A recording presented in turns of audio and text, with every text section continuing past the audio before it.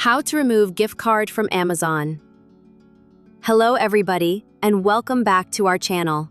So let's get started without any further ado. For that, first of all, you want to go ahead and simply open any browser on your PC, and then in the search bar, search for Amazon.com. Once you search for it, go ahead and log in to your account. Once logged in, tap on this three-line icon inside here, scroll all the way to the bottom, and then tap on your account. Inside here, you want to go ahead and scroll below, then tap on your payments. Inside your payment section, you'll then be able to find all the cards that you have added on Amazon. You want to go ahead and simply tap on Amazon gift card under rewards and balances. Go ahead and simply tap onto it, and then you'll be able to find a remove option. Go ahead and simply tap on remove and then follow the on-screen instructions. And that is simply how you can remove any gift card on Amazon. Thank you all for watching the video till the very end, and stay tuned until our next upload.